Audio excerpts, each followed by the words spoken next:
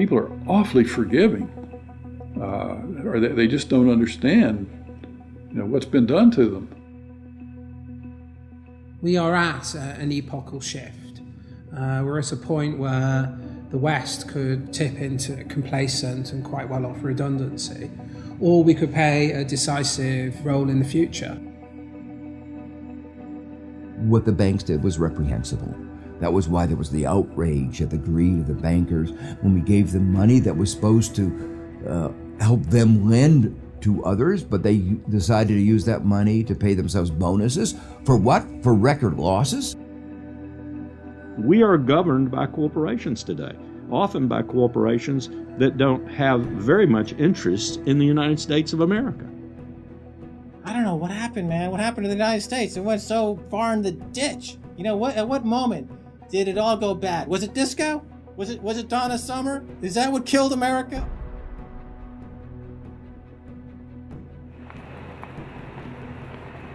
We are entering the age of consequence. A rapacious financial system, escalating organized violence, abject poverty for billions, and the looming environmental fallout are all converging at a time when governments, religion, and mainstream economists have stalled.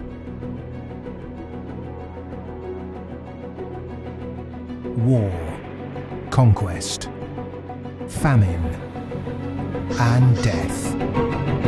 The four horsemen are coming.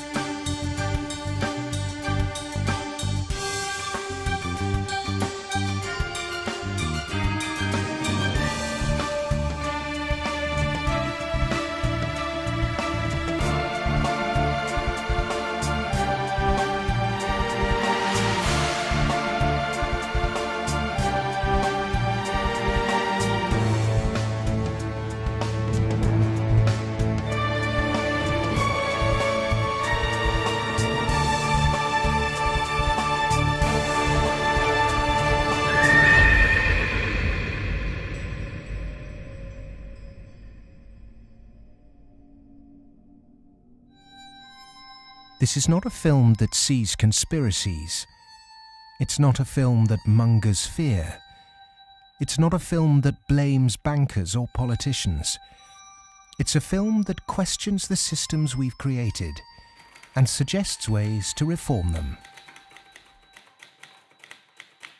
Over centuries, systems have been subtly modified, manipulated, and even corrupted, often to serve the interests of the few. We have continually accepted these changes, and because man can adjust to living under virtually any conditions, the trait that's enabled us to survive is the very trait that has suppressed us. Most societies have an elite, and elite tries to stay in power. And the ways they stay in power is not merely by controlling the means of production, to be Marxist, i.e. controlling the money, but by controlling the cognitive map, the way we think.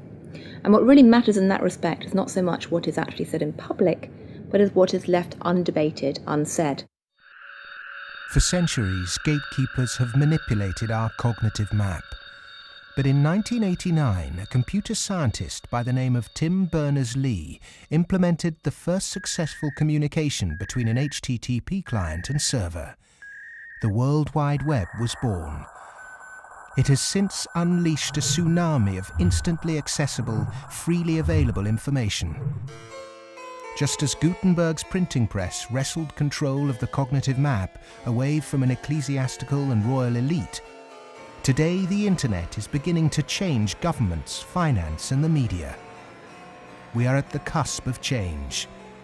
But to enact it, we must first understand the things that have been left unsaid for so long.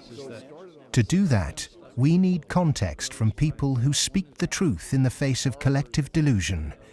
Because to understand something, is to be liberated from it.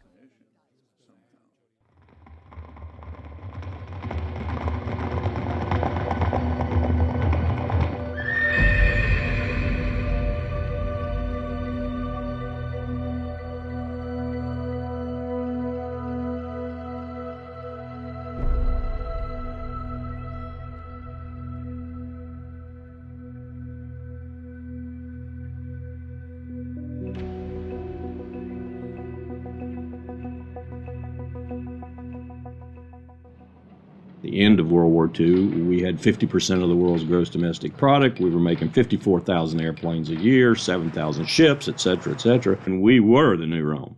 And we recognized it and devised a power management scheme in the 1947 National Security Act to, we thought, manage it. And it worked fairly well during the Cold War. But we haven't done anything since, and I think that's another sign of our inability to grasp the new world, if you will.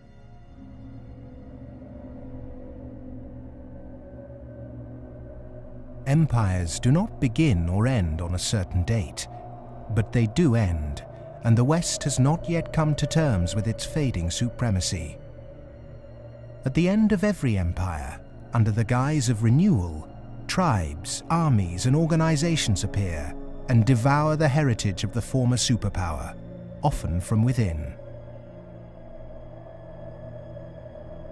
In his essay, The Fate of Empires, the soldier, diplomat, and traveller Lieutenant General Sir John Glubb analysed the life cycle of empires. He found remarkable similarities between them all.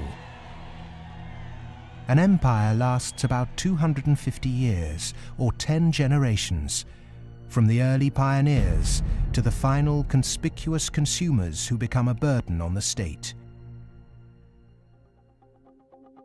6 ages defined the lifespan of an empire.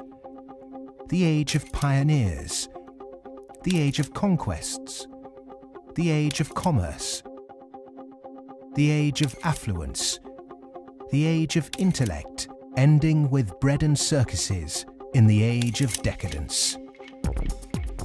There are common features to every age of decadence. An undisciplined, overextended military, the conspicuous display of wealth, a massive disparity between rich and poor, a desire to live off a bloated state, and an obsession with sex.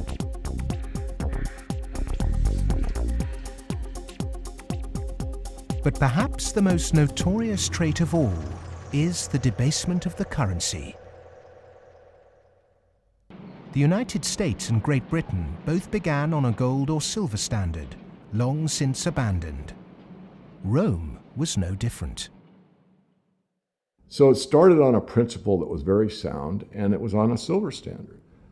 But as it corrupted further and further and further, the Roman denarius got to the point where it was basically a copper coin, and they learned how to plate, and it was washed in silver, and in circulation the plating came off. And at the end, all the senators that really did at one time represent the people only were interested in representing how much wealth they could steal at the top.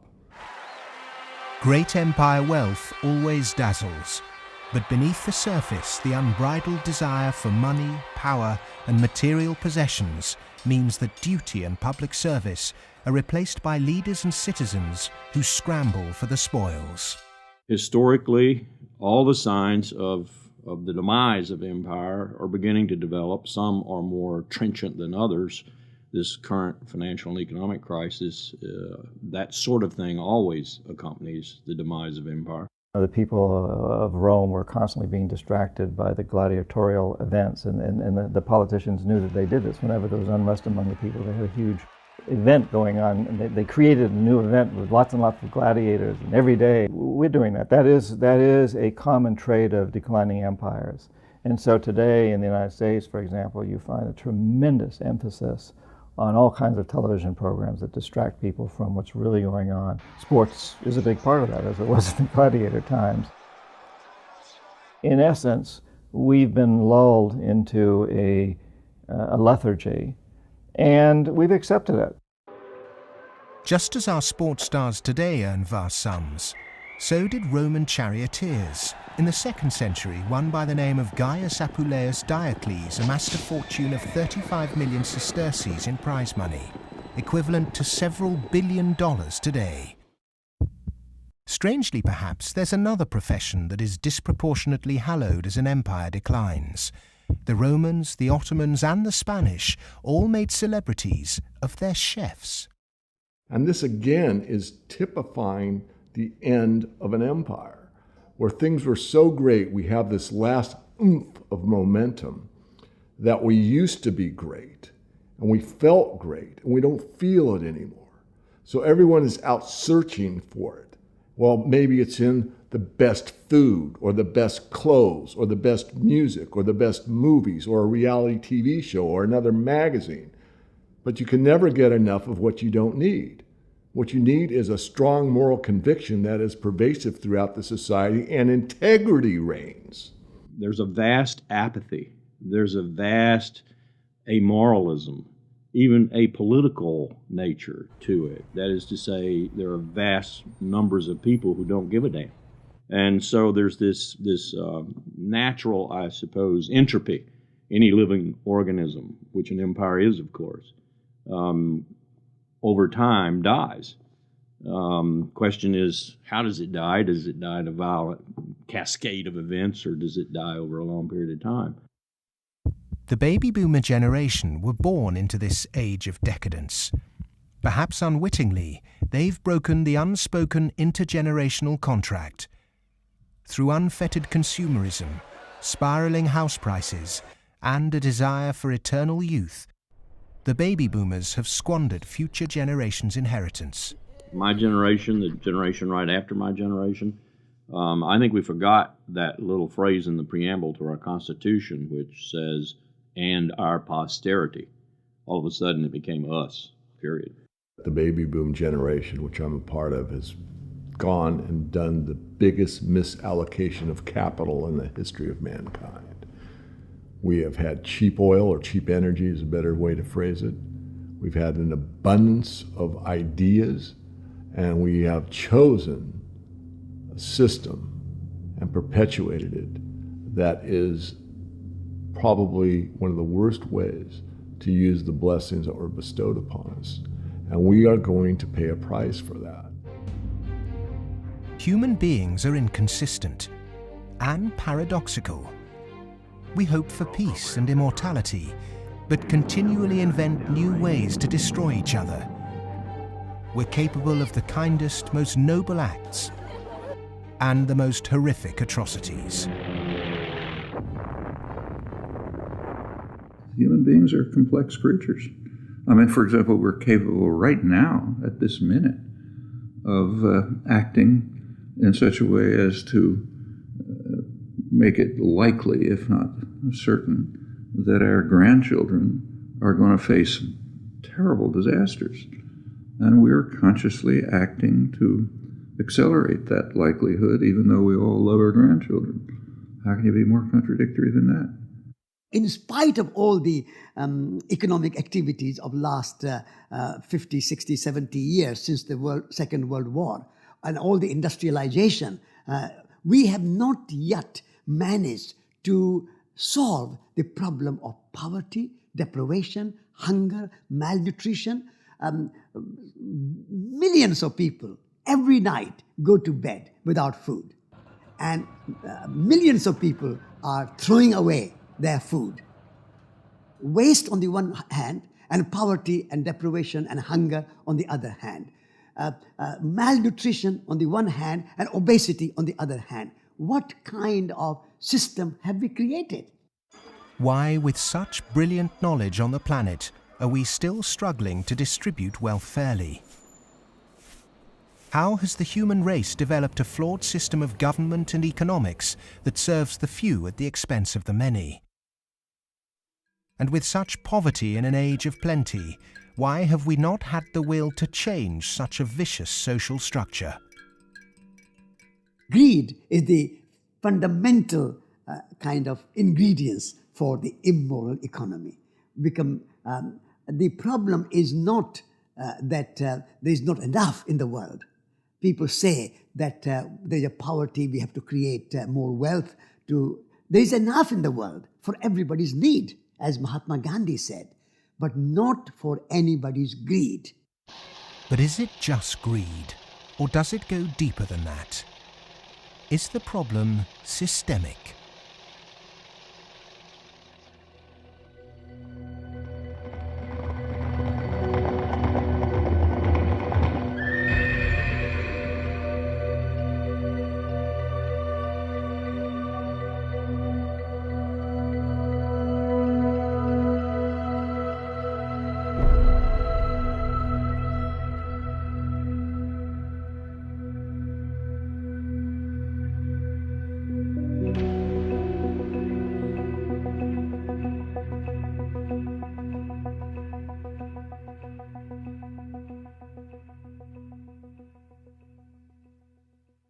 As a civilization, we've obviously had a great run. We've done very well. We had the Industrial Revolution. We survived that. We've built a lot of modern military technology. We've survived that so far. We built a banking system, and we're still struggling with that part of it. But we've had a good run. It's kind of like when I was working on Wall Street for 7 years. I had the experience some people would have. Let's say working at a meat processing plant, they become vegetarian. You work on Wall Street and you see how these banks like Goldman, J.P. Morgan, these other banks make money. When you see money, it kind of makes you sick. Well, I think if the people knew what the banking system is up to, as Henry Ford said, there would be a revolution tomorrow morning. The fact is, most people think that what a bank does is lend you money that someone else has put in the bank previously. But what a bank actually does, what a commercial bank does, is to create money from nothing and then lend it to you at interest. If I do that, if I manufacture money in my own home, it's called counterfeiting. If an accountant creates money out of nothing in the company accounts, it's called cooking the books. But if a bank does it, it's perfectly legal. And so long as you allow fraud to be legalized, then all kinds of problems are going to pop up in the economic system, which you can't do anything about. Private banks create money out of nothing and lend it at interest. Now, that sounds absurd. When I teach sophomores, about money and banking and how banks, they never believe it. And so you have to go through it again and again. Yes, banks really do create money. They really do. Here's how it happens. And it's absurd, and they're right to doubt that could possibly be what's really going on. But it is. Now, if the banking lobby is very strong, they're going to say, well, we don't want to change this system. We're making so much money out of it. What we have to do is, A, try and convince the people that it's their fault, that their wage claims are too high, and that's why we're having lots of inflation, or people are speculating on housing, and that's why house prices are going up. What they're not going to say is that this is happening because banks are creating money out of nothing and pumping it into the system, and that's why prices are going up. But how is it that we've ended up with a system in which banks have the power to create money? Since 1971, when President Nixon took the United States off what was left of the gold standard, the world has operated under a system of money known as fiat. The dollar, the pound, the euro are all government fiat currencies. Fiat is a Latin word meaning let it be so. It is the law that this government currency be money. Indeed, without that legal enforcement and the fact that we must pay taxes with this money, that dollar bill or that computer digit that represents a dollar would be pretty much meaningless. Only the government has the power to issue fiat money, but banks can create it through lending. Over the last 40 years, since this system of fiat money became the global norm, the supply of money has grown exponentially. In fact, we've seen the greatest growth in the supply of money in history. But who benefits? Of course, those that have the power to issue money, governments and banks. Then, those companies and individuals that get this money early. They can spend it before the prices of the things they want to buy have risen to reflect the new money in circulation. In other words, they get services, products or assets cheap. But prices soon rise, So holders of assets such as houses or shares will then see gains without there necessarily being any improvements to the company or house in question. Often this can lead to speculative bubbles. But what about those at the bottom of the pyramid? Those on fixed wages or incomes, those who live in remote areas, or those with savings? By the time this newly created money has filtered down to them, the prices of the things they want to buy have increased. Their savings buy them less, however, and their wages remain largely unchanged. In some cases, they have to take on debt just to be able to afford the things they were previously able to buy, which means they have to go back to the banks. In reality, this process of creating money only redistributes wealth from the bottom to the top of the pyramid, and thus that ever-increasing gulf between rich and poor gets bigger and bigger and bigger. Well, when you get off the gold standard and you go into a fiat money currency, combined with a fractional reserve banking system, you end up compounding debt faster than you can ever possibly produce to support that debt. So eventually you're going to find yourself back into debt slavery. And that's what's happened in the U.S. For every dollar of GDP, for example, in the U.S., it also creates something like $5.50 worth of debt. Because this is what happens when our economy flips over and basically capsizes. And of course, the government solution now to address all the problems is basically to create more debt. You can never get enough of a currency that doesn't work. You can print it till kingdom comes, but you can't print wealth, and you can't get yourself out of debt by making more debt. If you could print wealth, Zimbabwe would be the largest, most prosperous country on the planet. We all know it doesn't work. Of the money in the world today, 97% of it is debt. The French philosopher Voltaire once said, "All paper money eventually returns to its intrinsic value, zero." For 3 generations, the world watched the fight between capitalism and communism. But in the 1980s, the Russian economy started to collapse. The Soviet Union capitulated, and so-called capitalism reigned supreme.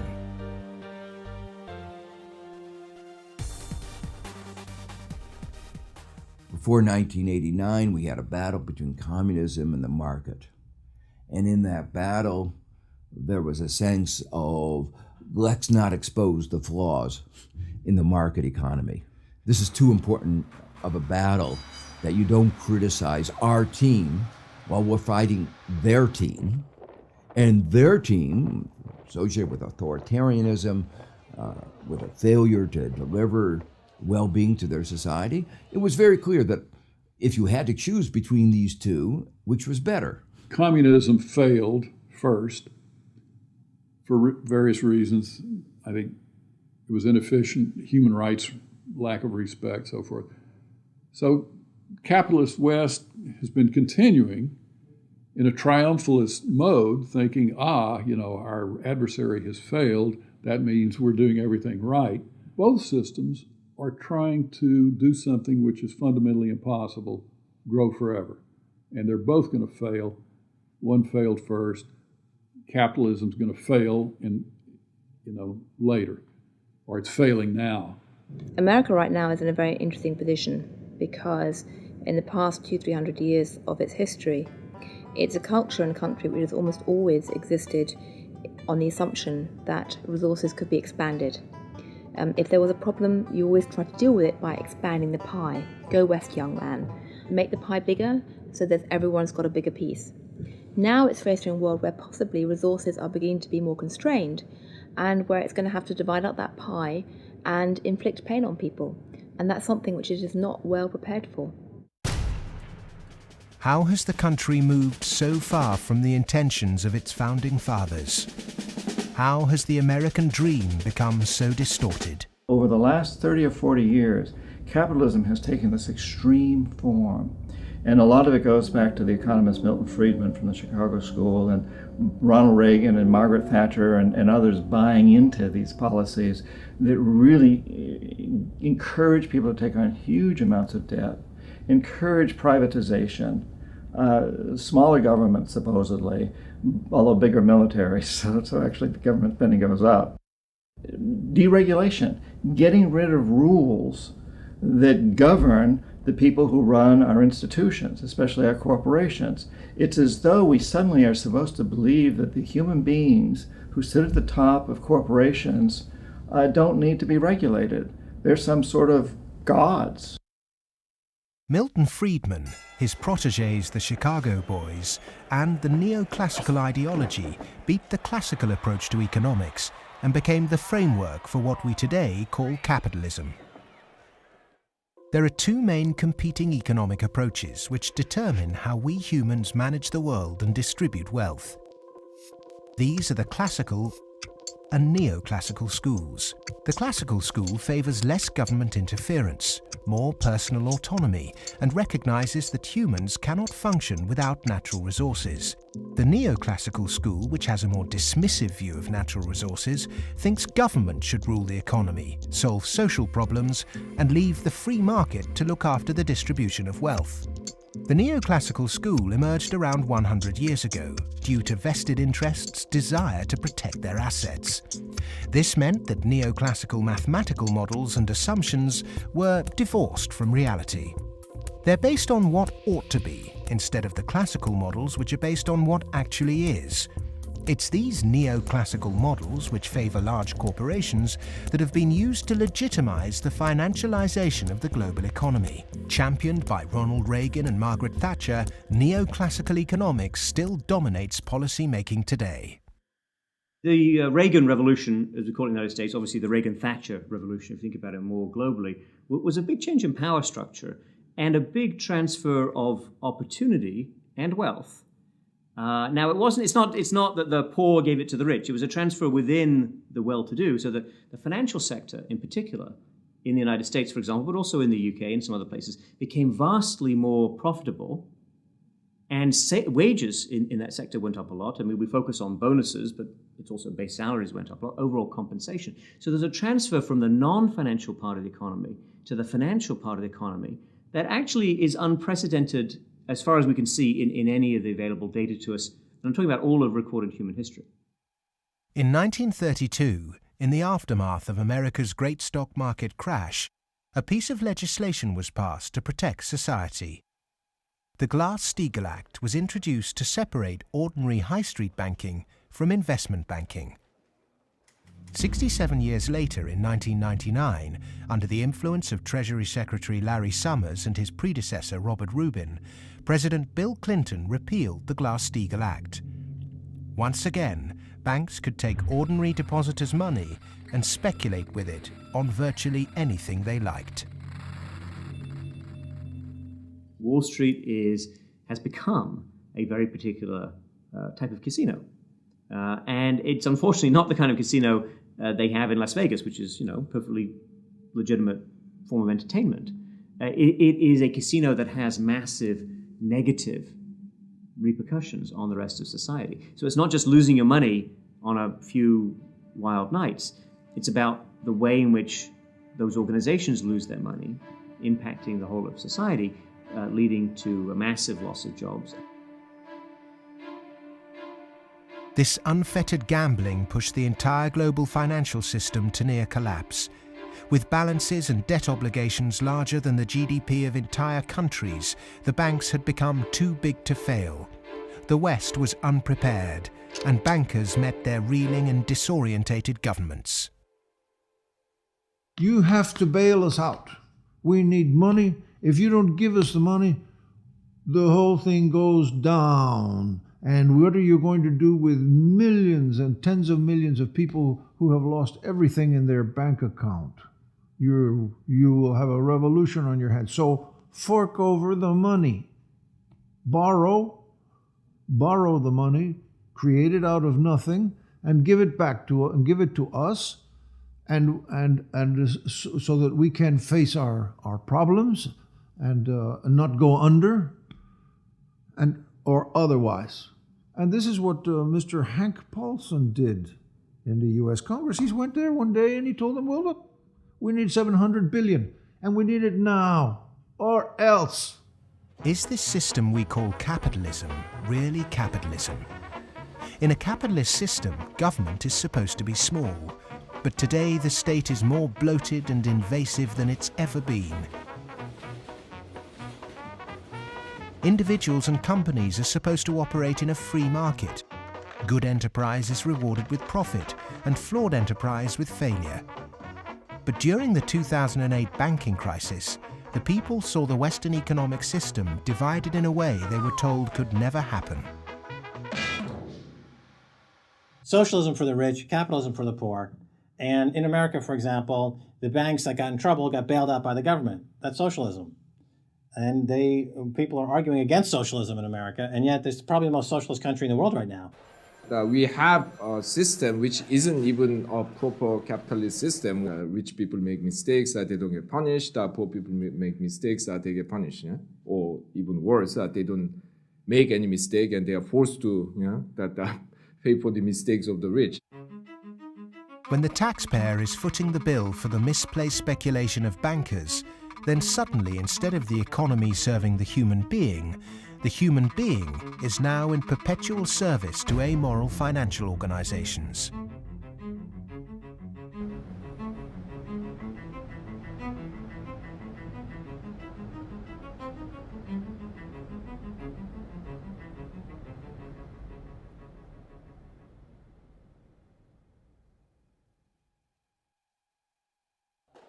It was the head of the Federal Reserve Bank, Alan Greenspan, who after 9/11 slashed interest rates to encourage lending. Bankers needed new participants to keep cash flowing into a system that had become a global pyramid scheme. All this newly created money entered the housing market and created unprecedented inflation. House prices rose and rose. New mothers were forced back into the workplace to service huge home loans, and the Anglo-American dream became all about land speculation. The housing market in the West isn't about ownership. The housing market in the West, because it's the only way ordinary people can get ahead, and ordinary people can't get ahead but by wages. What we've created is a mass bubble economics around housing. As that sucks in a huge amount of capital, takes capital for genuine innovations in the economy, and puts it into a speculative use that has no genuine productive outcome. It's interesting, if you talk to people in Germany, for example, they don't see a connection between owning a piece of property and being inclined towards being democratic. There's lots of people who rent their housing there, and they're perfectly comfortable with that arrangement. But it is true that in somewhat different contexts, both Mr. Reagan and Mrs. Thatcher pushed for more people to own housing. And actually, this is part of the problem, because if you push people to buy housing before they're ready, and if you push very dubious loans on them, and they don't understand what they get themselves into, you can have huge adverse repercussions, exactly what led to, in part, the subprime housing crisis in the United States. That's not anything to do with democracy, that's just a bad economic idea. The breakthrough that occurred around the year 2000 in the United States was when bankers found out that the poor are honest. And they realized that if you're poor, if you're not rich, you have a different set of values. And you think that a debt is a debt, and it's something that has to be paid.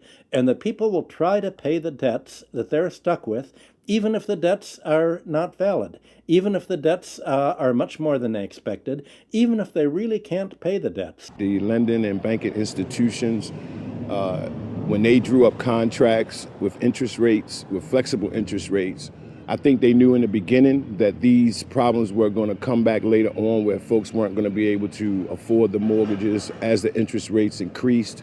It put a lot of people in situations where they were taking food out of refrigerators, taking kids out of higher education.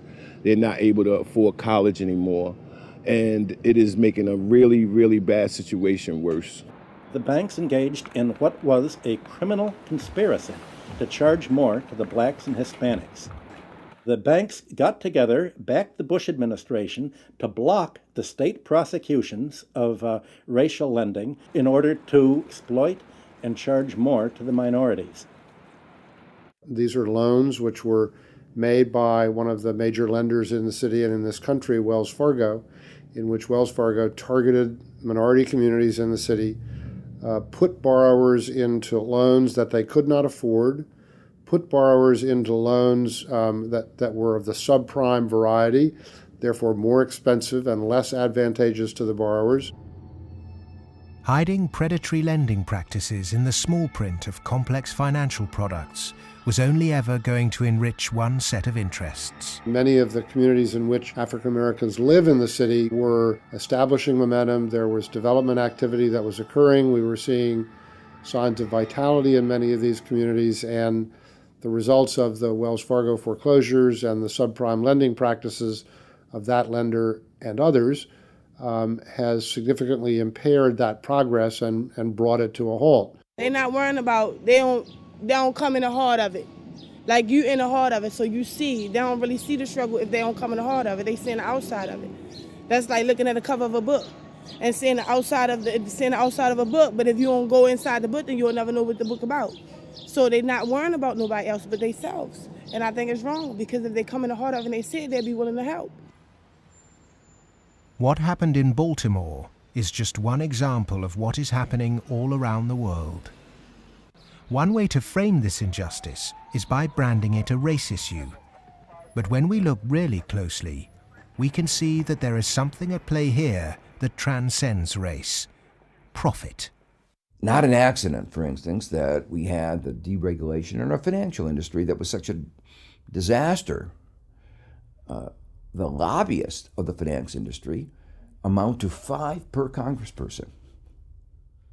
In other words, they pay 5 people for every congressman to explain to them, persuade them, that they should pass legislation that is favorable to the financial industry. The poor people who are devastated don't have the money. They couldn't hire 5 per congressman. So the way our democracy works, it's an unlevel playing field. The financial sector has acquired enormous power, partly through political contributions, so buying favors, but mostly through ideological control, convincing people that finance is good, more finance is better, and unregulated finance without limit is best. And that is really the cornerstone of this, what we call in the United States, the Wall Street-Washington corridor. I mean, if people need any proof as to who's controlling Washington, when the bailout came after Lehman Brothers collapsed, 80% of the population was against the bailout. Notwithstanding that, Congress passed the bailout, just showing, in my view anyway, that it's really under the control of banking interests. It's not a reflection of good democracy when a company, a group of companies, an industry, says our interests are more important than the national interest. How can that happen? Very easy. That's the role of campaign contributions, lobbying, in America's political structure. We have a flawed democracy. This is an advanced oligarchy in the sense that its main mechanism of control, if you like, is through convincing people that you really need, for example, the 6 biggest banks in the United States in the particular form they exist today, with the very light level of regulation. And if you don't have them, if you try to change that, all kinds of awful things will happen. And this is not really blackmail. I mean, it sounds like blackmail, but they convince you it's not blackmail, it's just that's the way the world is. There's nothing you can do about it. Oh my goodness, you just have to cooperate with them. It's very clever. The Fed is essentially the lobbyist for the commercial banking system. When you say you want to turn regulation over to the Fed, you're saying the financial sector and Wall Street should be self-regulated. And the Wall Street has veto power over whoever is going to be the head of the Federal Reserve. As long as you give veto power over the regulators to Wall Street, as long as you pick the bank regulators from the banking industry itself, you can forget any thought of calling it regulation.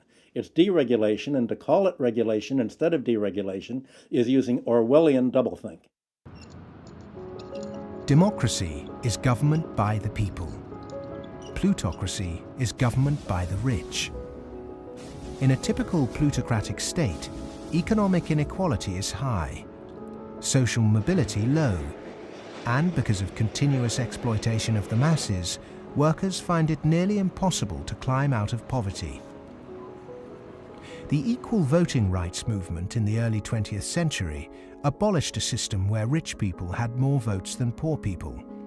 But today, lobbying has put pay to that and reduced the American political system to a mere clearinghouse for the concerns of the rich.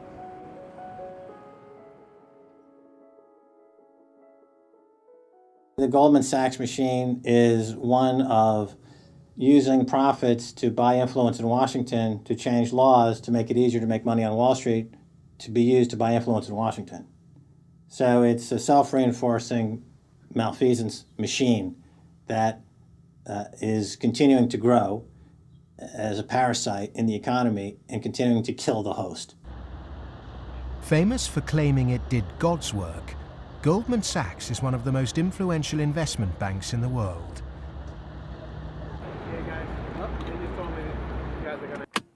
Its alumni often occupy positions of great influence in governments and central banks. In September 2008, barely a month before the stock market crash, Goldman, supposedly a pillar of the free market, changed its banking status from investment to commercial. This meant it was now eligible for state protection. Socialism for the rich, right there. Goldman Sachs are extremely efficient at what they do. Their task is to make money. They make bank robbers like Willie Sutton look like modest amateurs. They're huge bank robbers, but it's legal. The system is set up so that they can do it. In the recent years, they've been selling securities put together from mortgages that they knew were worthless. So they're selling these things to unwitting consumers, making a ton of money on it. Meanwhile, they're betting that they're going to fail because they know that what they're peddling is rotten. So they placed bets with it's called credit default swaps and other things with a huge insurance company, AIG, and that was insuring Goldman Sachs against the failure of the stuff they're peddling. During America's subprime collapse, Goldman traders Michael Swenson and Josh Birnbaum made a $4 billion profit by short-selling junk mortgages. Backed by Dan Sparks, internally Goldman Sachs called their position the Big Short and bet against their own clients. Senator Carl Levin called Goldman Sachs chief executive Lloyd Blankfein to a Senate subcommittee to testify under oath. Much has been said about the supposedly massive short Goldman Sachs had on the U.S. housing market. The fact is, we were not consistently or significantly net short the market in residential mortgage-related products in 2007 and 2008. We didn't have a massive short against the housing market, and we certainly did not bet against our clients. Riding the Big Short in 2007 made billions of dollars for Goldman. And so far, they've got away scot-free with this massive heist. So they're now back bigger than before, richer than before, biggest profits they've had in history, huge bonuses. They're doing great. A lot of what they're doing has, in fact, probably maybe all of it, has almost nothing to do with the benefit of the economy. Can there be any objection to genuinely talented people earning big money if they bring something new and tangible to the world? If they take great personal risks with their own money and actually bring greater prosperity for all? In a free market, if I have a brilliant idea that I can run an automobile on grass clippings, as an example, and I produce that car, my motivation might be to make money. But if the market says, my goodness, this is the greatest automobile ever invented by mankind, and I make $1 billion, I've not only served myself, but I have served everyone else that needs transportation. And that is the brilliance of a free market, is that paradox that you can serve yourself and simultaneously serve others. And that's what it's all about. But how many of the general public have achieved greater prosperity through a banker's bonus? It was against the holy backdrop of St. Paul's Cathedral in London that Goldman Sachs vice chairman and mouthpiece Lord Griffiths gave insight into how certain bankers really think. The devoted Christian defended extortionate bonuses. I'm not a person of despair, I'm a person of hope. And I think that we have to tolerate the inequality as a way to achieving greater prosperity and opportunity for all.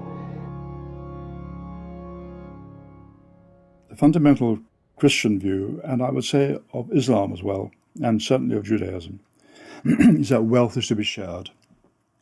money has to be shared. You can't take it with you. And from that develops a whole lot of stuff about justice and the economy and so on. And we've lost that, and instead we've got people accumulating more and more. And I just think it's disgusting that people have lost their homes, they lost their jobs, they can't pay their mortgages from bankers who made a big mistake and then paid enormous bonuses. I'm sorry, that is simply wrong. And I can't understand why we are not more vociferous about that. When rich people tell you that they specifically have to be rich through these egregious rip-off mechanisms, that's just self-serving propaganda and it should be disregarded. It is true that when you organize human society, some people get ahead and some people struggle. That's a natural mechanism. But saying, we've got to have inequality, therefore Goldman Sachs must be organized along the following lines, that's a complete non sequitur. At what juncture, at what point does morality enter into the economic calculus? In a way, many people think that Adam Smith gave us a free pass, a way not to think about morality. Because what Adam Smith said was that individuals in the pursuit of their self-interest are led as if by an invisible hand to the general well-being of society. Now let me make it clear, Adam Smith didn't really say that. That is to say, Adam Smith was very much aware that businesses, when they got together, conspired against the public interest, raised prices. He was aware of monopoly. He was aware of the importance of education that the private sector couldn't provide. So he himself was aware of all the limitations, but his latter-day descendants have forgotten all those caveats. Adam Smith was the godfather of classical economics, but since its publication, his work has been used as a political football, financiers twisting his words to suit them. Lord Griffiths advocates ruthless individualism to push this idea that if bankers get rich, then we get rich too, through a process known as trickle-down economics, or horse and sparrow theory. If you feed the horse enough oats, some will pass through to the road for the sparrows. The idea is that extreme wealth concentrated on a small minority will eventually trickle down to everyone else. But it doesn't work. Because by the time the money reaches the people at the bottom of our money pyramid, it's lost its purchasing power.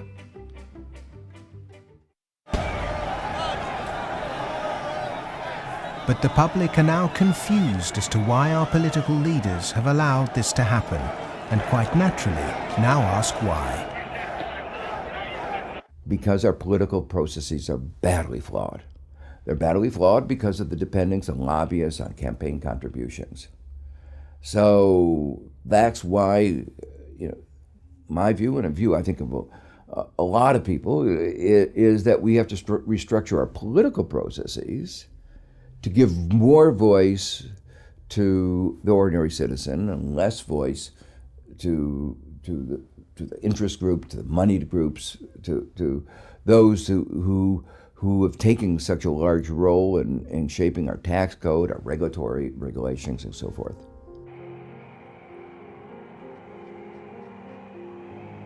I stood on the front step of Colin Powell's house, and I look at him and say, "What next, boss?"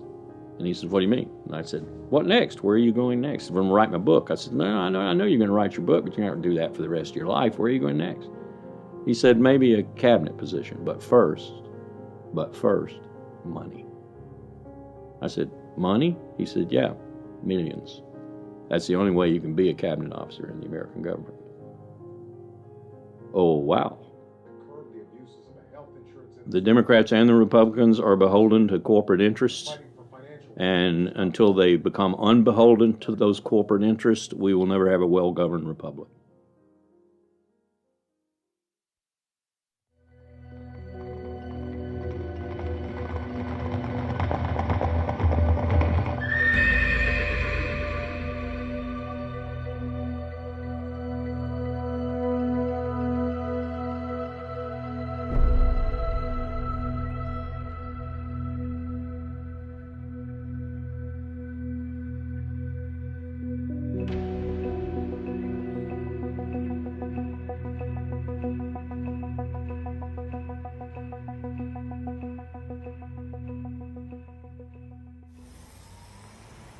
The inherent iniquity in our system of money, banking and politics has not just had consequences domestically, but also on a massive scale globally.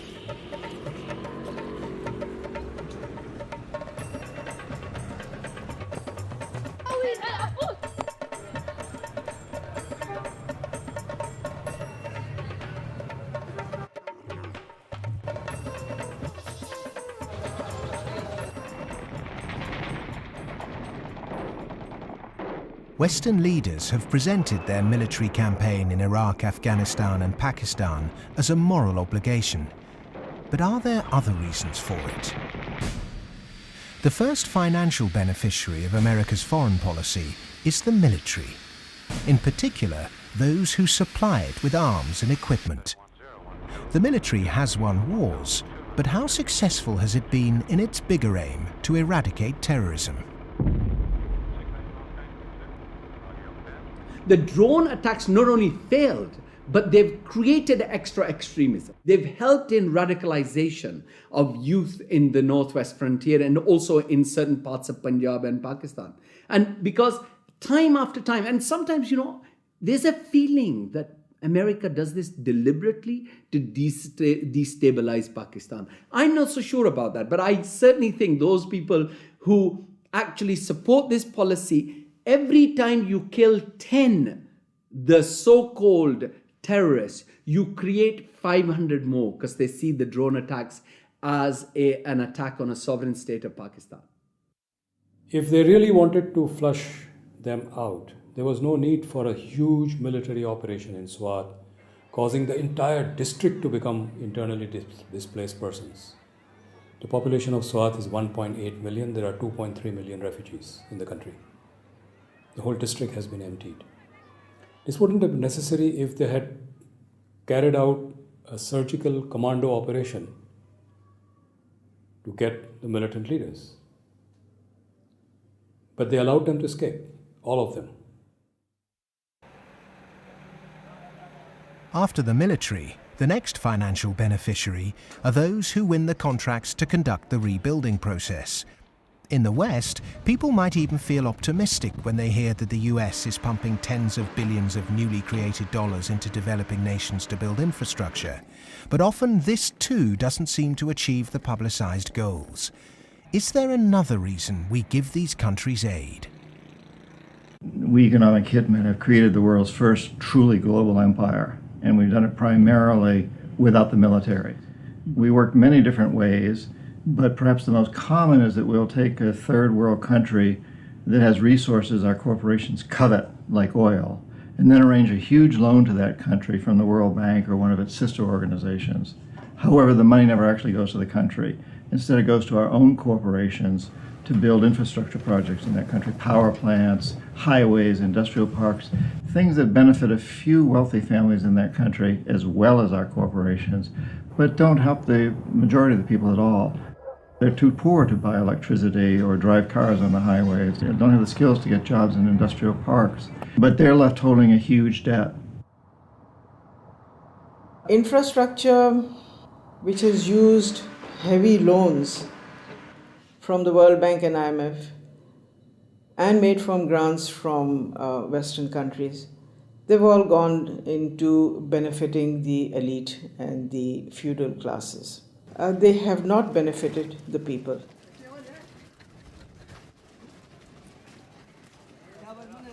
A lot of money goes to these consultants and companies from the West who charge huge amounts of money, and actually the real money on projects and on ordinary people is very limited.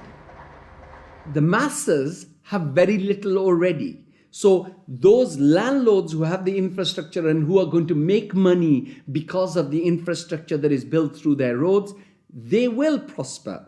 But the ones who don't have any resources, they've not had jobs, there isn't an economic activity for them in terms of manufacturing goods so they can sell and they can also prosper. When you don't have that, what do? They resort to joining the Taliban because they see the enemy coming in and taking away what little bit they have.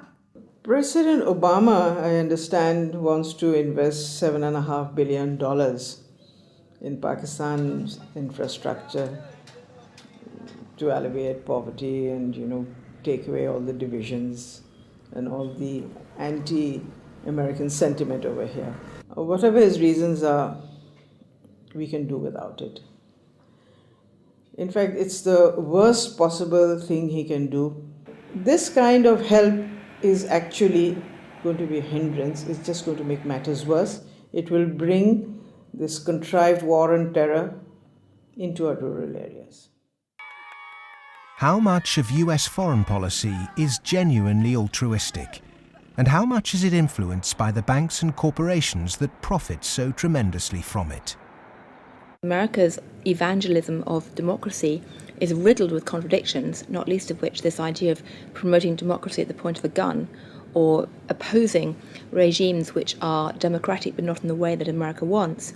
So too, this idea that America has been promoting free market capitalism has also been riddled with contradictions, because the reality is that American firms tend to make most money when countries are at the cusp of change, certainly American financial firms, and in a sense they want markets that are changing structurally, but not too free and too transparent, because they make money when markets are a bit opaque. Is it any wonder developed nations are fighting in underdeveloped countries when so many are making so much money out of it, without ever really having to face up to or even witness the consequences of their actions? So what if 5 million kids died in Africa because of debt last year? I got a bonus of £1 million, and if I have that conversation, I've had it with some bankers who've been in the business a long time, and they listen politely. They're very polite, very charming, and at the end they say, "Well, Tariq, it's lovely meeting you again," and they go back to the office and do another loan deal for Tanzania or something. I've known a lot of terrorists, quote unquote. I've met them, I've interviewed them for books, I've known them since I was an economic hip, and I've never met one who wanted to be a terrorist. They all want to be with their families back on the farm.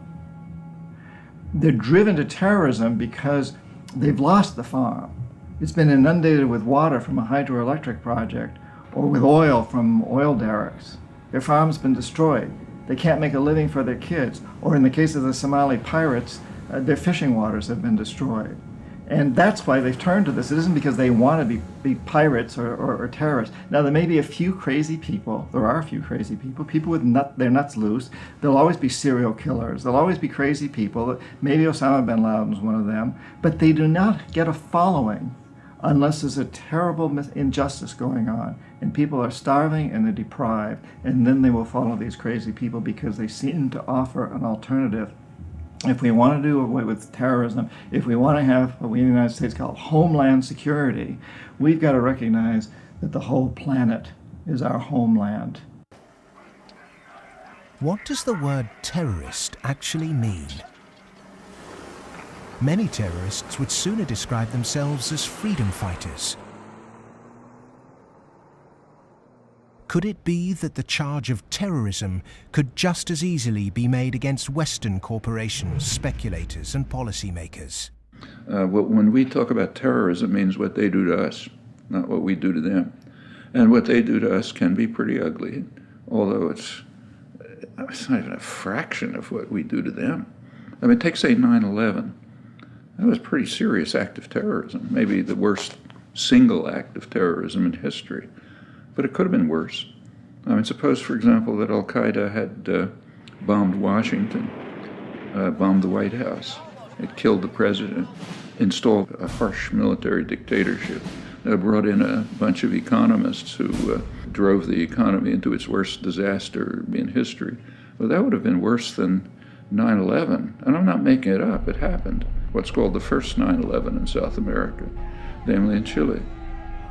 On the 11th of September 1973, the democratically elected Chilean president Salvador Allende was overthrown in a coup.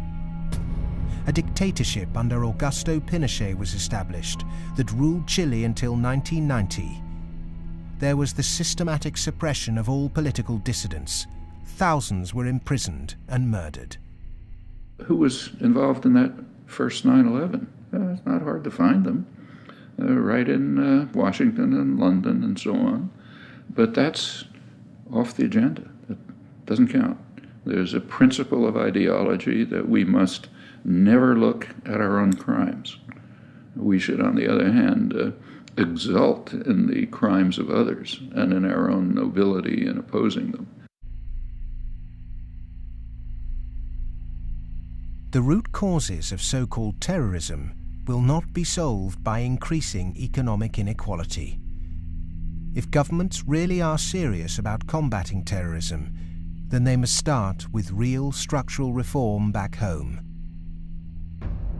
As long as banking empires chase infrastructure and debt deals in pursuit of profit, the West will continue to export injustice through finance. Millions more will be displaced. Terrorism will thrive, and neocolonialism will continue to end more and more lives around the world.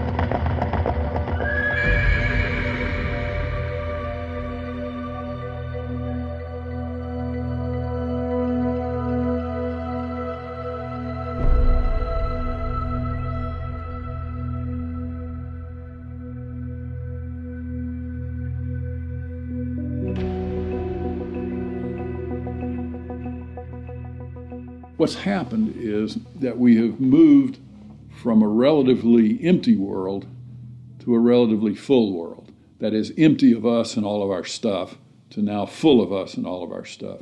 In my lifetime, the world population has tripled.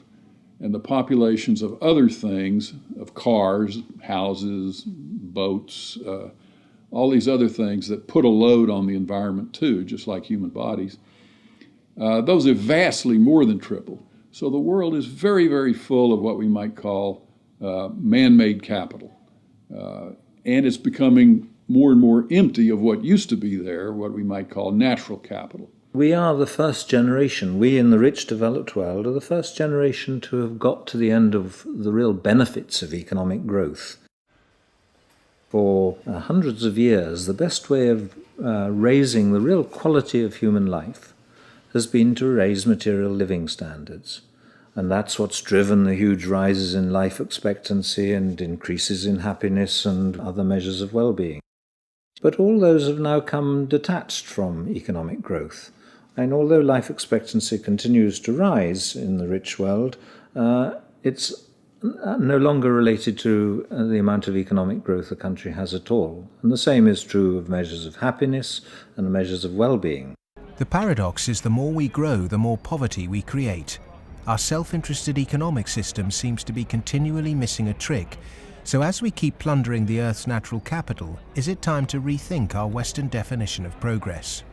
When I look at the world, I look at it much the way Royal Dutch Shell looks at it. They have one of the best strategic entities in the world, private or public. And Royal Dutch Shell has posited two scenarios. One is called Blueprint and is obviously a planned corporate structure where world leaders get together and they think about things like energy transformation, planetary warming, and dwindling fossil fuels and so forth. The other is called Scramble. And Scramble is pretty much what it sounds like too. It's a mess. Interestingly enough, in 2075, the ending year for these scenarios, as I recall, we get to about the same place. It's just that Blueprint leaves a lot less blood on the floor. Scramble leaves a lot of blood on the floor as people fight for these resources and so forth. The reason oil companies are drilling miles under the sea is that the world's easily accessible oil has already been found and largely consumed. Not only are oil supplies dwindling, major new metals discoveries are becoming increasingly rare. 40% of the world's agricultural land is seriously degraded, and ever more volatile yields continue to be unevenly distributed. It may be that the looming environmental threat is not global warming, but the exhaustion of the world's resources. We're going to have struggles for finding land sufficient to grow the agricultural products for what the United Nations says is going to be a 9 billion Earth population.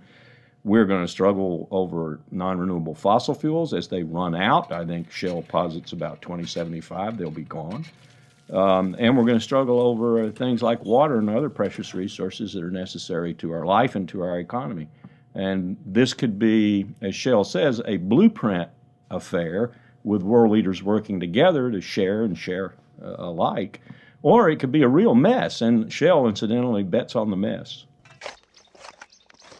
Just like the baby boomers' failure to look to the next generation, our outdated competitive mentality for a world of depleted resources could have devastating consequences. Our economic setup encourages one-upmanship, competition and comparison, whereas the progress humans have made over millennia has been largely based on cooperation. In any species, in almost any animal, there is always the potential for huge conflict, because with any species, all members of that species have the same needs, so they might fight each other for food and shelter and nest sites and territory and sexual partners, all that kind of thing. But human beings have always had the other possibility. We have the possibility to be the best source of support and love and assistance and cooperation, much more so than any other animal. And so other people can be the best or the worst. You can be my worst rival or my best source of support. In a progressive society, to meet our common economic, social and cultural needs, we must move from globalization to localization. The benefits of a communal sense of fellowship, responsibility and purpose in a life driven by production, not consumption, would lead to happiness and satisfaction. Indeed, we must ask, have our modern consumerist lifestyles made us happy? I think if one had been living in the 19th century and somebody had told you that 100 years later people were going to be living in this extraordinary wealth and comfort, with central heating and being able to throw away such a high proportion of our food as we do, we'd imagine that we'd be living in a state of extraordinary social harmony and everything would be rosy. And it's really quite remarkable, the contrast between, if you like, the material success of our societies and the social failure. The growth economy demands that we make consumption a way of life. He who dies with the most toys became the ambition, and retail replaced spiritual satisfaction. Unsurprisingly, sales of antidepressants skyrocketed.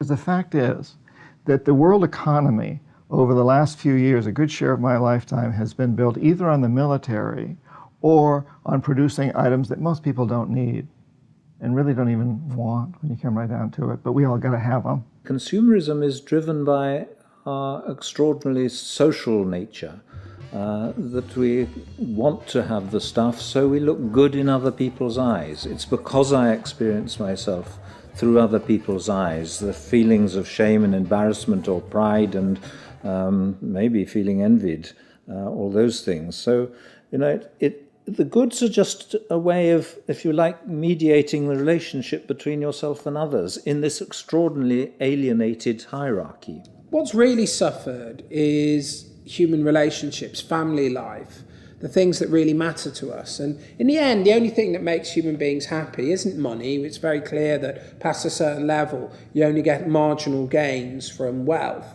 What really makes us happy is other people. It's our relationship with other people that's really been damaged by the last 30 years. We trust them less, we have less interaction with them, we bond less than ever before, we marry less and marriage is under more threat than ever before. And all the associations that represent sort of permanent, unconditioned human affection are being eroded or damaged. And that's the real legacy of the last 30 years. And in some sense, we've got to recover and rehumanize our lives. Otherwise, not only will they be nasty, brutish and short, but they'll be lonely. The West is coming to the realization that its human project is failing. The West was so convinced that if you push people to achieve as individuals, the accumulated achievement of individuals would make for a successful society. And what the West is now beginning to realize is that the individual achievement, without incorporating the vulnerable community, is a myth. The idea was make your own life, be individually aspiring, and then you'll be individually achieving, and then you'll be individually prosperous, and then you'll be individually happy. You end up doing that in a glass jar.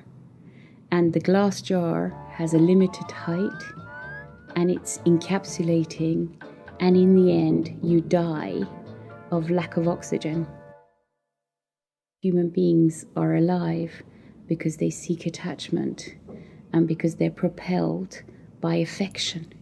So the isolated, achieving individual in the end implodes. In order to find a purpose in life, it has to be outside yourself. It matters not how you construct it outside yourself, as long as it's a positive value added to society pursued. But it has to be outside yourself. It can't be yourself. If you're pursuing yourself, you're pursuing the abyss, as Nietzsche said. You are going to wind up in the abyss.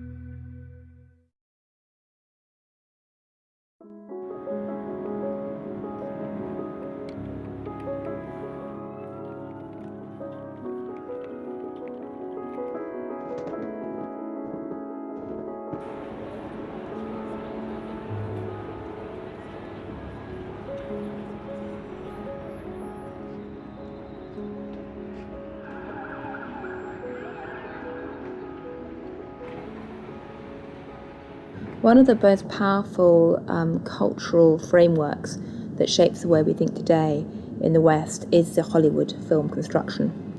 And it follows a particular cultural pattern in that there is a beginning, there is a middle and an end, there is drama, tension, there's resolution, there's usually a goodie and a baddie, and there's usually a story told through the medium of human beings. This Hollywoodization of the way that people communicate and the way they tell stories about themselves and view their recent history has very much impacted how we look at the financial crisis, in that people look at the beginning, the middle and the end. They look at the drama around Lehman Brothers and they wanted, say, a resolution, and they wanted baddies, they wanted sacrificial victims as well. So people have focused on a few individuals. And the idea that somehow it wasn't just one or two individuals who were at the root of the problem, it was a systemic problem, that actually almost everyone who participated was in some way guilty, either of outright negligence or simply failing to ask the right questions or simply failing to ask why money was so cheap for so many years. The idea that it was a systemic flaw is something which is very hard for people to grasp and even harder to depict as a good story. Perhaps there is this feeling of helplessness because we don't understand what the real problem actually is. Cleansing a few bad apples will not rectify the flaws at the heart of the Western economic system. A system that should be protecting people is in fact the very thing that's enabling our four horsemen to ride with such vengeance. The modern-day four horsemen: a rapacious financial system, escalating organised violence, abject poverty for billions, and the exhaustion of the Earth's resources, are riding roughshod over those who can least afford it. They gallop unchallenged because the cognitive map that's been put in place by our schools, universities, and our media does not encourage us to question accepted norms. Instead, there is apathy. In a sense, I think we're rather depressed societies. We've got used to the idea that there's nothing that can be done. There is no alternative, that, we're never going to deal with these environmental problems and we live in a dog-eat-dog society and that's it. I think what we have to take away from this is a recognition that most of these problems can be very substantially improved by making our societies more equal, reducing the income differences, and that also helps us to solve the environmental problems. We can reach a society that is qualitatively better for all of us. Well, the apathy is sort of engineered because you don't have any discussion of this in the public media, hardly by surprise. The public media are owned by the real estate and the financial interests, and they're not going to explain to people the integration between the financial, insurance, and real estate sectors, the FIRE sector. There's this disinformation going on, passing the buck, denying what the real driving factors are. All of these are common strategies. In fact, even in education, you can see that banks have helped to set up universities. They've funded them. They fund think tanks. They have educational foundations. They own newspapers. All of this stuff is going on as a kind of propaganda exercise so that the people don't actually work out what the problem is. You should not assume because you don't have a background in economics or in law that these issues are somehow too complex for you. They're not complex at all. It's very simple. It's about power, and it's about democracy, and you understand that just as well as I do. One source of this disinformation is the Neoclassical school of economics. These economists and academics have been successful in convincing the world that their models were gospel. But just as Gutenberg's printing press was revolutionary in the 16th century, today we're at the dawn of internet enlightenment, which will remove the cloud of ignorance upheld by academic and media gatekeepers. Education can be a form of mass mind control, and it's astonishing that today neoclassical economics continues to be taught in all Ivy League universities. I do get letters from students in economics departments at other universities. They're into some graduate program or something, and they say, oh, I just read such and such that you wrote, and this is the kind of thing that interests me. I'm stuck in this program here in which, I can't even talk about any of that. What's your advice? What should I do? What they're teaching you is what you're going to have to oppose. A lot of it. I mean, some of it's useful. But so some of it's useful, go ahead and learn it. And the other reason for learning the rest of it is know your enemy. An individual might not be able to change the system, but they can change themselves. If we're not offered proper education, we must begin our own. And a good place to start is to become reacquainted with the classical economists, and with something that so few question, but that affects us all, our system of money. If the monetary system of the world is not reformed, then we are headed towards the end of industrial civilization. I won't say that we're going to the end of humanity, but it's just going to be an absolute collapse of our world as we have known it, because it cannot function on fiat money. And none of those who are responsible for this want to admit it, but that is the fact. The fiat system of money is a man-made law, and it's been abused.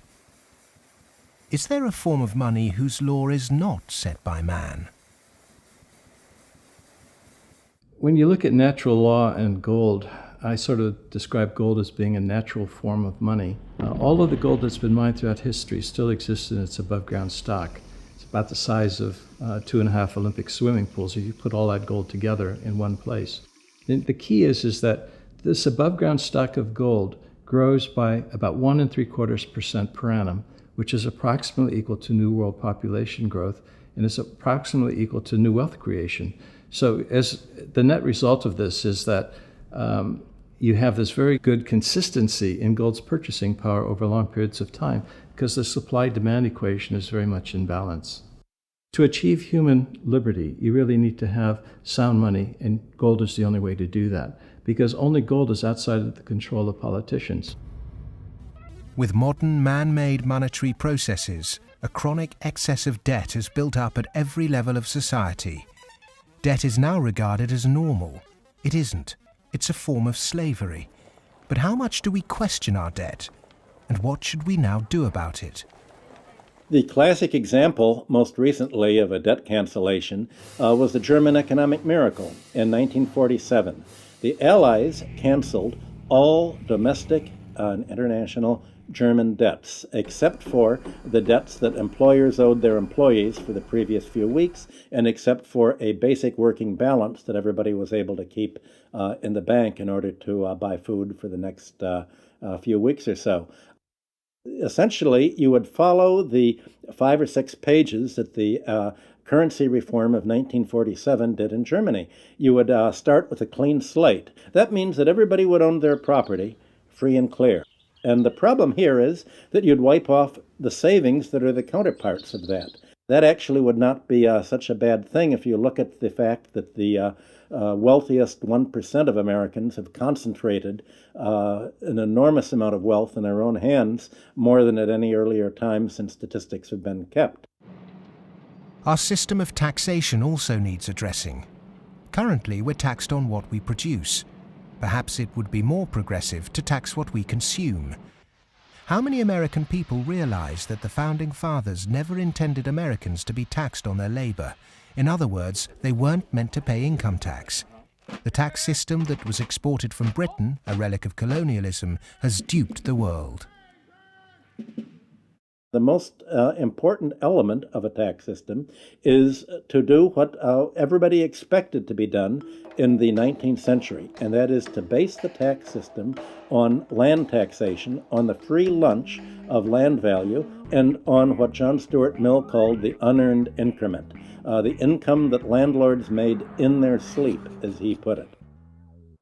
Who made oil in the ground, coal or iron ore? These are things which are not the products of human effort. Of course, extracting them is, but their existence is not.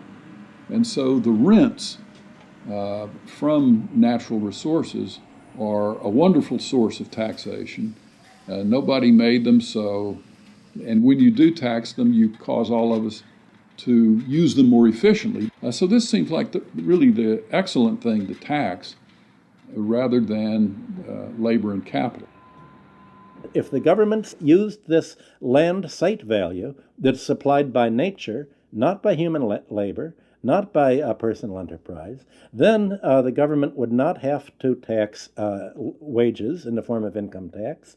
It wouldn't have to imply sales tax that add to the price of doing business, and it wouldn't have to add the proliferation of business taxes. This tax system, advocated by all the classical economists, would begin to address global poverty, as it would allow citizens in developing countries to keep their resource wealth. In developed countries, it would begin to address our housing and debt crisis and unleash the kind of entrepreneurship needed to refloat our economies. Perhaps we should also resurrect another timeless principle for workers that was promoted during the Industrial Revolution. Well, the idea that people who work in a plant ought to own it is just deeply built into working class culture. So right around here at the early Industrial Revolution in the late 19th century, working people simply took for granted that, yes, of course, the workers should own the mills in which they work. Anything else is an attack on our fundamental rights as free citizens. They also took for granted that wage labor is hardly different from slavery. It's different only because it's temporary, and then you can be free. One of the ways you can be free is by owning your own plants. That was not an exotic view. That was Abraham Lincoln's view. In fact, it was a principle of the Republican Party in the late 19th century. It's taken a lot of effort to drive those ideas out of people's heads, but they're still there, and they are very relevant.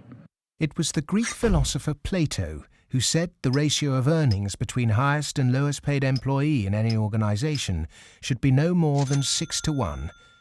In 1923, banker J.P. Morgan declared no more than 20 to 1 was optimum. Yet today's salary difference between top and bottom earners in global corporations can be higher than 500 or 1,000 to 1.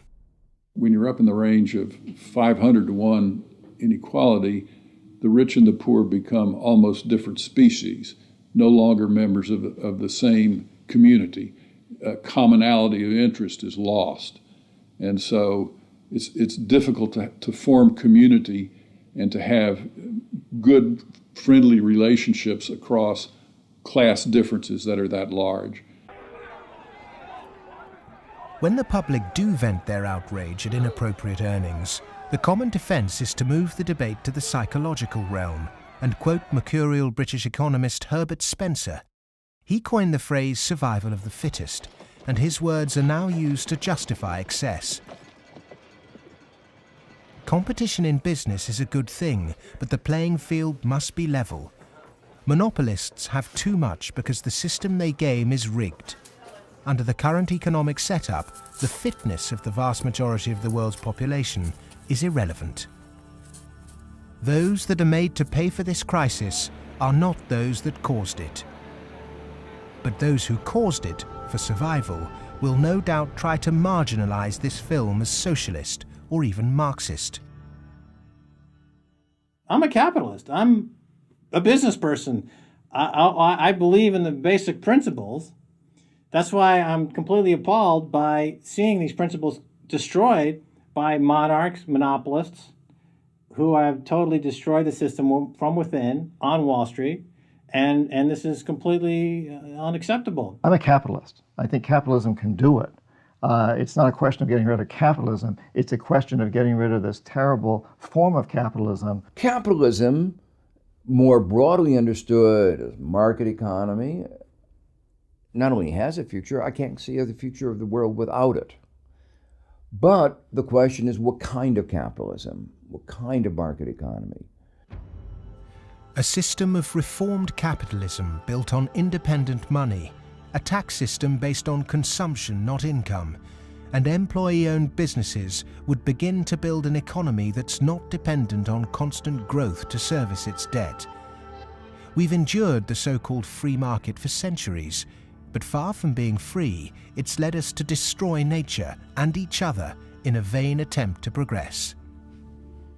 It's absolutely ludicrous to suggest that somehow there is a scientifically defined boundary of the market that we should never change. And of course, that's what the free market economy wants you to believe.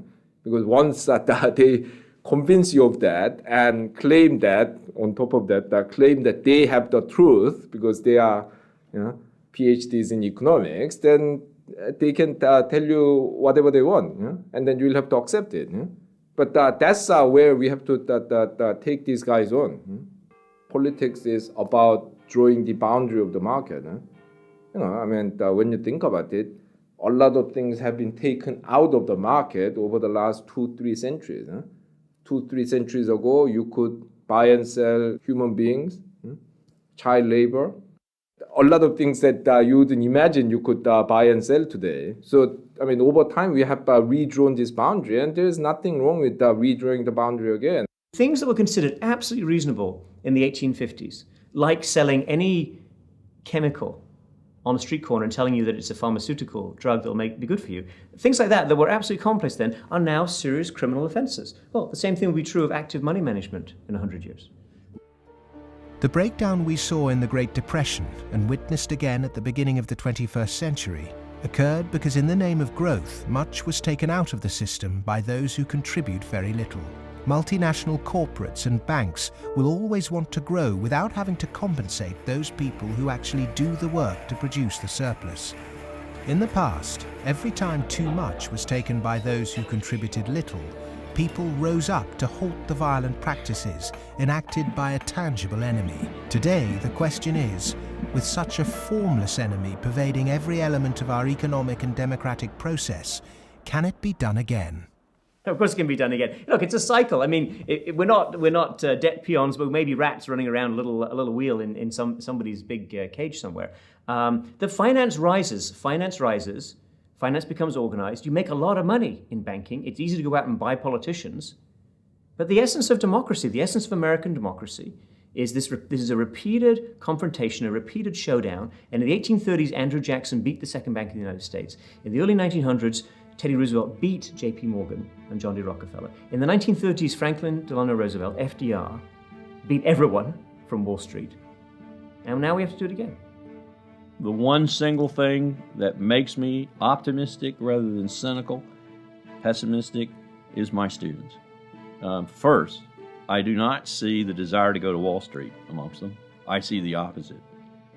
Second, I see a disdain amongst them for people who are motivated. Not just they don't want money, I see a disdain amongst them for people who do just want money. The crises we face today are created by humans. And what is created by humans can be changed by humans. So we are all capable of transforming our world. Revolutions are philosophical. Getting organized and preventing the culprits camouflaging the real problem means it's possible to embark on a bloodless revolution against the violent organizations and barbaric leaders who've trashed the economy. Central banking, rigged capitalism, land speculation, income tax and neoclassical economics have corporatized democracy, stunted progress, perverted the course of human destiny and compromised the future of this planet. If these issues aren't addressed, then the next implosion will be on a scale unimagined. Whatever the propaganda, at the beginning of the 21st century, central banks' unregulated cheap money pumped up land values, which created an unsustainable asset bubble in a world that once again operates a rigged tax system that enriches entrenched privilege. Neoclassical economics have ruined life for the bottom billions, tempted everyone into intergenerational conflict, and created massive suffering that has no limits. Human beings go mad in crowds and come to their senses slowly and individually. History is littered with examples of people who threw themselves off the yoke of oppression to adopt radical change, only to end up with popular new rulers that maintain the status quo. To really understand something is to be liberated from it. Dedicating oneself to a great cause, taking responsibility, and gaining self-knowledge is the essence of being human.